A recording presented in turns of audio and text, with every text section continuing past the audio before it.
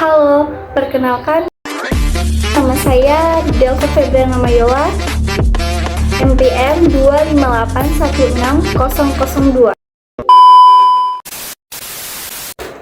Saya dari program studi Teknik Informatika.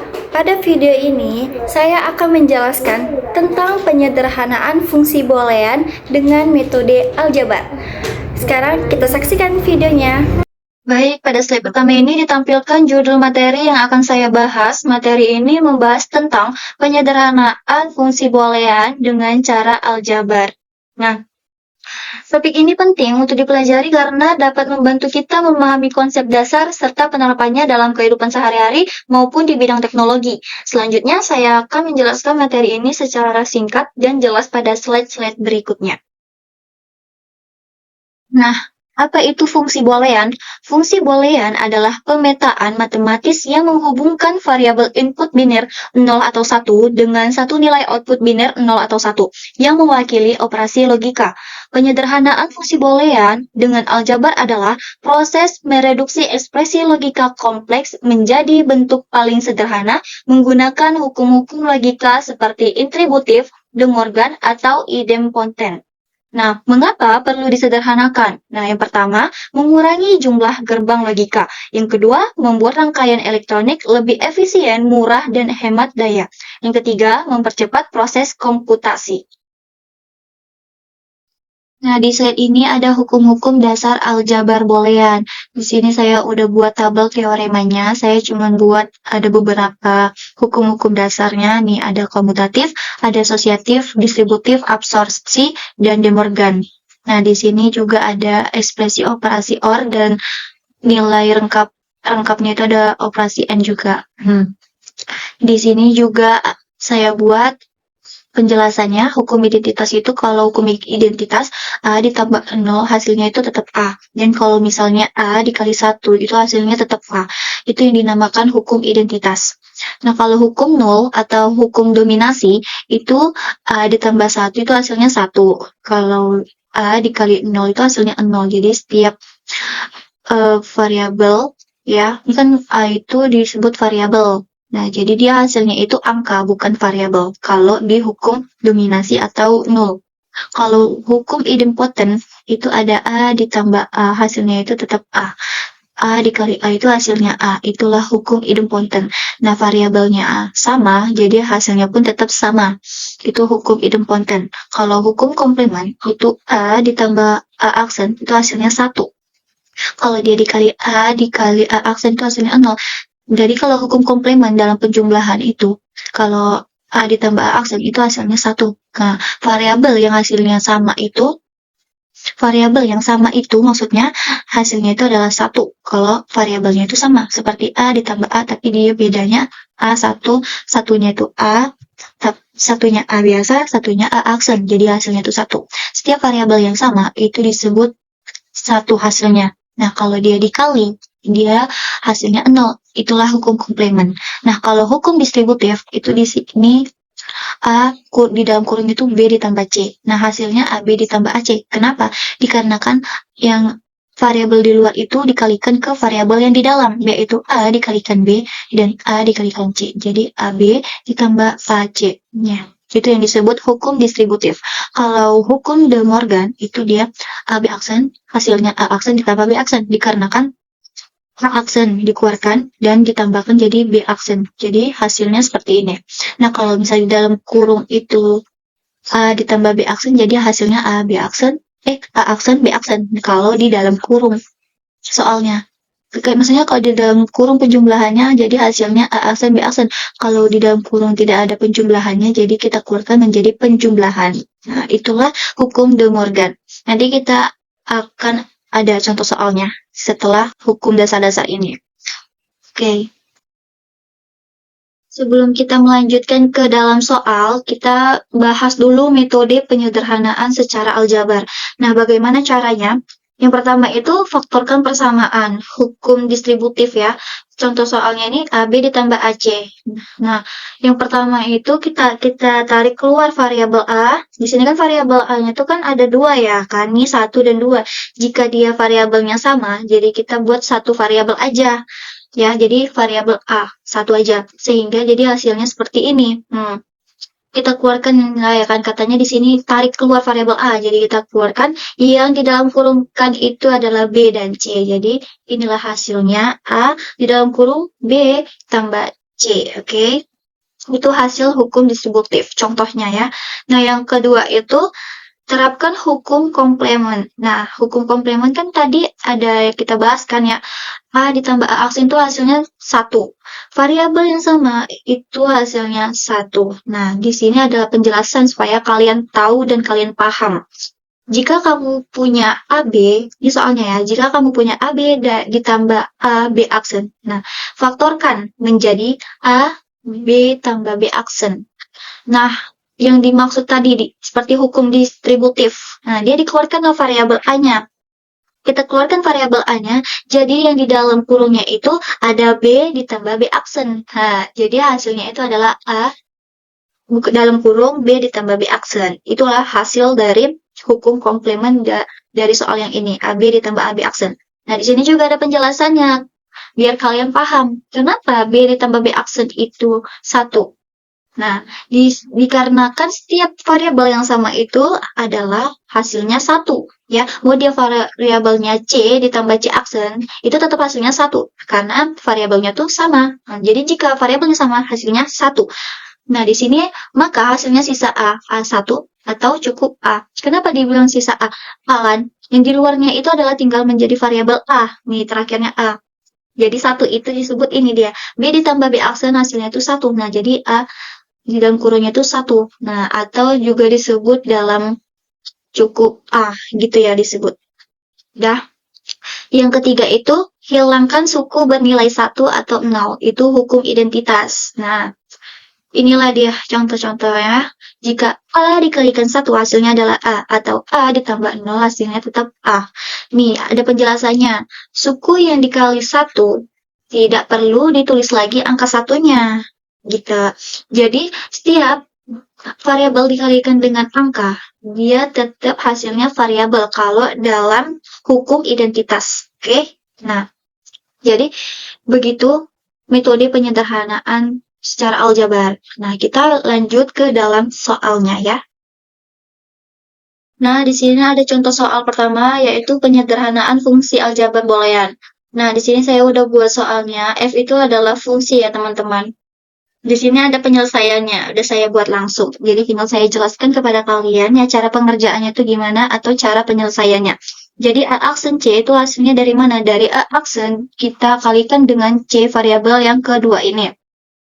Ya, kalau dibilang tuh kita jodohkan, atau kita kalikan nih. A aksen kita kalikan dengan C, jadi dia aksen C dan jika variabelnya sama, jangan lupa kita masuk ke dalam kurung B aksen ditambah B. Oke. Nah, jadi di sini tambah, jadi kita buat tambah. Nah, begitu juga dengan yang ini, A dikalikan dengan C. Jadi AC dan juga sama seperti tadi, jika variabelnya sama, kita masukkan ke dalam kurung. Nah, karena ini dia tidak ada temannya, tidak ada yang kita jodohkan dengan yang ke variabel yang keduanya, jadi kita turunkanlah yang A, B, C aksennya. Oke. Lanjut kita tulis di bawahnya, A aksen C, kita turunkan ini. B aksen ditambah B itu variabel yang sama. Nah, tapi jika variabel yang sama itu hasilnya adalah 1. Mau variabel apapun itu, jika variabelnya sama, hasilnya itu adalah 1. Oke, jadi ini AC-nya dia turun. Nah, begitu juga dia sama 1 karena dia variabelnya sama, hasilnya 1. Kita turunkanlah dia A, B, C aksennya ada. Lanjut kita turun C. Kenapa dia C yang diturunkan? Karena di sini kita akan menjodohkannya lagi dengan variabel yang ini. Karena dia variabel A sama A-nya ini dia sama, jadi kita masukkan ke dalam kurung variabelnya. Oke, jadi A aksen dikali dengan A, jadi A aksen ditambah A, jadi kita turunkanlah ini. Udah, lanjut ini. Jadi ini hasilnya C ditambah A, B, C aksen. Nah, kenapa nggak ditulis satunya? Karena dia A aksen dan ditambah A aksen, A aksen ditambah A itu kan dia hasilnya itu 1 jika variabelnya sama ya kan. Nah, karena dia tidak ada lagi yang mau kita jodohkan atau kita kalikan lagi. Jadi satunya ini nggak usah kita buat. Jadi C ditambah A, B, C aksen. Nah, lanjut. Jadi C ditambah A, B, sini C ditambah C aksen. Nah, kita lanjut lagi, perkalikanlah dia C dengan C variabel yang ini. C ditambah C aksen. Nah, karena dia ada variabel yang sama, kita buat ke dalam kurung. Nah, seperti ini. Jadi ini depannya kita buat ke dalam kurung juga, C ditambah AB, dan jika gambar variabelnya sama, jadi kita buat ke dalam kurung juga. Itu dimaksud hukum distributif. Nah, lanjut. C ditambah AB. Nah, C ditambah C aksen itu kan variabelnya tuh sama seperti tadi. Mau variabel apapun itu, jika dia sama, maka hasilnya tuh adalah tetap 1. Oke. Nah, jadi hasil dari ini, soal fungsi aljabar ini, boolean, inilah hasilnya F, C ditambah AB. Jadi satunya dia tidak ikut lagi dan tidak perlu kita tulis. Jadi hasil terakhirnya itu adalah C ditambah AB. Oke, lanjut. Nah, lanjutnya ada contoh soal yang kedua, yaitu hukum De Morgan. Nah, di sini udah ada tertera ya soalnya dan cara penyelesaiannya. Nah, kita langsung aja, kita susun ulang dulu sukunya. Suku Y-nya ini kita pindahkan ke yang kedua ini, pertengahan ini. Itu disebut dengan hukum komutatif ya. Nah, lanjut kita faktorkan lah yang Y. Nah, yang di dalam kurung ini, X aksen ditambah 1 itu dari X aksen Y ditambah Y sama dengan Y aksen, X aksen ditambah 1. Itulah hasil dari X aksen Y tambah Y, itu adalah ini ya, teman-teman, hasilnya. Nah, jadi hasilnya ini adalah ini. Kita turunkan yang dari atas ini, kita turunkan ke bawah. Nah, yang di dalam kurung ini itu disebut dengan hukum distributif. Nah, hasil dari X aksen tambah 1 itu adalah hasilnya 1. Nah, jadi seperti ini, kita faktorkan lah yang Y ini. Nah, ini karena hasil distributifnya 1, jadi kita buat 1. Nah, kita turunkan lah yang X, Y aksen ini. Nah, lanjut, ya faktorkan yang Y.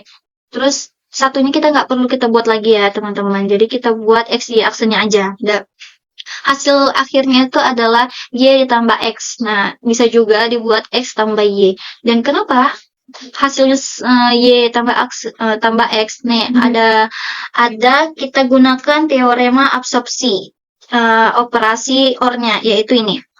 Operasi OR dari teorema absorpsinya itu yang ini ya teman-teman. Nah, ini ada penjelasannya. Jika kita anggap yang A itu adalah Y, maka yang A aksen itu adalah Y aksen. Nah, jadi sehingga Y ini sama yang ini, Y ditambah XY aksen adalah sama dengan Y ditambah XY. Itu adalah hukum komutatif ya teman-teman. Nah, jadi hasil terakhirnya itu adalah X ditambah Y. Oke, nah lanjut yang ini.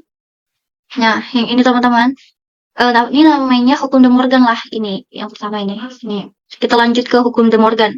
Nah, di sini kita buat apa namanya teman-teman? Ini kita udah buat soalnya. Nah, jadi kita lanjutkan. Ini kita buatkan ke dalam kurung ya. Jadi fungsinya aksen kan, kalau hukum De Morgan kan dia beraksen ya fungsinya. Jadi kita masukkan ke dalam kurung, aksennya kita taruh di luar. Nah, begitu. Jadi kita cari komplemennya, yaitu komplemennya ini. Aksennya ini adalah komplemennya ya, kita masukkan dalam komplemen namanya. Dan kita buat seperti ini. XY aksen, ini X aksen, Y aksen, dan XY aksen. Di luarnya itu A aksen, dan Y aksennya. Jadi karena, kenapa dapatnya segini?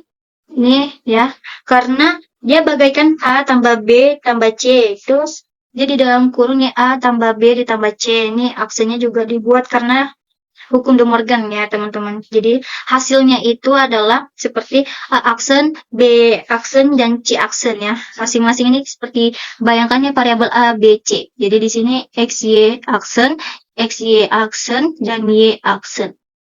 Nah, seperti itu. Lanjut yang ini teman-teman. Itu namanya komplemen masing-masing suku ya. Jadi masing-masing ini kita jumlahkan. Yaitu XY, yang XY aksen ini adalah X ditambah Y aksen. Nah, kalau yang XY-nya ini X aksen ditambah Y. Nah, jadi sehingga hasilnya ini. Y-nya tetap kita buat di sini teman-teman. Nih, ini hasilnya. Kita tambah aja di dalam kurungnya ini masing-masing. Oke? Itu namanya komplemen masing-masing suku. Lanjut yang ini ya. Yang ini. Nah, kita turunkanlah yang ini, yang sama yang ini. Terus kita hasilkanlah X aksennya itu dari ini. Ini kita kalikan ke dalam kurung yang kedua. Terus lanjutnya seperti itu, X yang ini ke Y. Nah, lanjut lagi yang dari awal. Dari X, Y sama yang ini. Lanjut yang Y ini ke sini. Nah, perkalian silang gini teman-teman ya. Dah. Ini dapat hasilnya.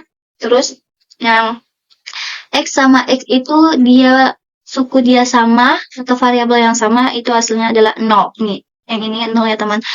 Terus yang X-nya kita tetap buat, dan yang kita jumlahkan itu atau kita ubah itu adalah yang variabel yang sama atau suku yang sama. Jadi kita buat itu adalah 0. Oke teman-teman. Nah, jadi ini hasilnya ada. Hasil dari ini adalah ini. Lanjut, jadi XY ditambah yang sisanya ini. Jadi nolnya kita nggak perlu kita buat lagi ya teman-teman. Jadi kita buat cuman XY ditambah X aksen dan Y aksen. Nah, ini hasilnya ya. Udah, dua suku ini dah. Lanjut, kita masuklah ke dalam kurungnya. Ini kan kita yang Y aksennya kan belum kita apa-apain nih ya kan teman-teman. Jadi kita turunkanlah dia satu di sini ya. Udah, kita buat di sini XY dikalikan ini dengan ini. Y aksen, terus kita tambahkan X aksen yang ini kita kalikan dengan yang ini. Nah, perkalian silang juga dengan yang Y aksen sendiri ini, suku Y ini. Jadi hasilnya adalah XY Y aksen itu adalah 0. Nah, X aksen, Y aksen, dan Y aksen itu hasilnya adalah ini. X aksen, Y aksen, Y aksen. Itu hasilnya. Kalau ini hasilnya, jika hasilnya tidak salah satu tidak ada aksen, jadi hasilnya 0. Jika semuanya ada aksen, dia hasilnya tetap sama. Seperti ini. Dia akan lengkap nih ada aksennya ya. Itu dinamakan hukum De Morgan komplement. Nah, ini. Nah, jadi dia tetap ditulis ya yang ada aksennya itu. Nah, jadi hasilnya adalah X aksen, Y aksen. Jadi dia dua suku atau dua variabel ini dia tidak perlu dibuat dua ya Y-nya. Jadi kita buatkan satu aja. Jadi hasilnya adalah fungsi aksen atau fungsi komplement sama dengan X komplement Y komplement. Nah, inilah hasil dari ini hukum De Morgan. Nah, ini adalah slide selanjutnya, yaitu 4 langkah praktis penyederhanaan. Di sini ada 4, yaitu yang pertama ada cari variabel yang sama atau yang disebut dengan faktorisasi.